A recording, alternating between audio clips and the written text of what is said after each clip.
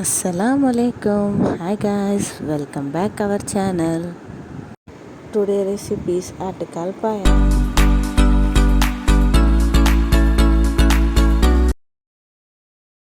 ஒரு பாத்திரம் எடுத்துக்கோங்க.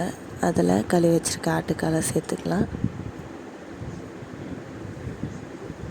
அதில் 1 ஸ்பூன் மஞ்சள்தூள், 2 ஸ்பூன் இஞ்சி பூண்டு பேஸ்ட் ஆட் பண்ணி தண்ணி ஊற்றி குக்கரை மூடி அடுப்பில் வச்சுக்கலாம். ஒரு 11 விசில் வரட்டும். அதுக்குள்ளே நம்ம மசாலா ரெடி பண்ணிடலாம். தேங்காய், முந்திரி,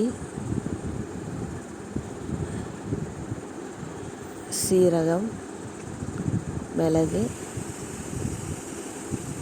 சோம்பு,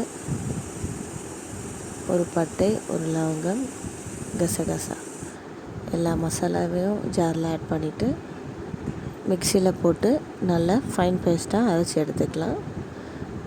நல்லா அரைஞ்சிருச்சு. இப்போ குக்கர் 11 விசில் வந்துருச்சு. இப்போ ஸ்டவ் ஆஃப் பண்ணி குக்கரை இறக்கிக்கலாம். ஆட்டுக்கால் ஒரு 75% குக் ஆகிருக்கு. அதை ஒரு கிண்ணத்தில் ட்ரான்ஸ்ஃபர் பண்ணி வச்சிடலாம். இப்போ நம்ம தாளிப்புக்கு ரெடி பண்ணிக்கலாம். ஒரு குக்கரை வச்சுக்கோங்க. அதில் அரைஞ்சி வச்சுருக்கோம் ஆனியன் ஆட் பண்ணிவிட்டு நல்லா வதக்கிக்கோங்க. நல்லா பொன்னிறமானதுக்கப்புறம் நம்ம அரைஞ்சி வச்சுருக்க தக்காளியும் 2 பச்சை மிளகாய் ஆட் பண்ணி நல்லா வதக்கிக்கலாம். இஞ்சி பூண்டு பேஸ்ட் சேர்த்துட்டு அதையும் நல்லா வதக்கிக்கலாம்.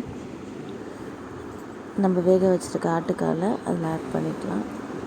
அதை நல்லா பிரட்டிட்டு 1/2 ஸ்பூன் மஞ்சள்தூள், 1 ஸ்பூன் தனி மிளகாய்த்தூள், 2 ஸ்பூன் குழம்பு மிளகாய்த்தூள்,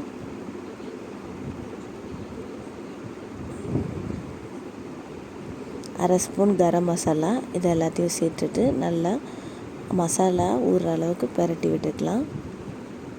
இப்போ நம்ம அரைச்சி வச்சுருக்கிற மசாலாவையும் அதில் ஆட் பண்ணிக்கலாம். எல்லா மசாலாவையும் அதில் சேர்த்துக்கலாம். இப்போ தேவையான அளவு தண்ணி ஊற்றிட்டு தேவையான அளவு உப்பு சேர்த்துக்கலாம். சேர்த்துட்டு அதையும் நல்லா கிளறி விட்டுட்டு திருப்பியும் குக்கரை மூடி ஒரு 5 விசில் வரட்டும். 5 விசில் வந்ததுக்கப்புறம் இறக்கிட்டு அதில் நம்ம கொத்தமல்லி தூவிட்டு அடுப்பில் வச்சுட்டு அது நல்லா கொதிக்க விடலாம். எண்ணெய் நல்லா பிரிஞ்சு வர பக்குவத்தில் ஆட்டுக்கால் பாயாவை நம்ம இறக்கிடலாம். அவ்வளோதான் கைஸ். நீங்களும் உங்கள் வீட்டில் இந்த ரெசிப்பியை ட்ரை பண்ணி பாருங்கள். நான் போடுற வீடியோ உங்களுக்கு பிடிச்சிருந்தா லைக், கமெண்ட் அண்ட் சப்ஸ்கிரைப் பண்ணுங்கள். தேங்க்ஸ் ஃபார் வாட்சிங்.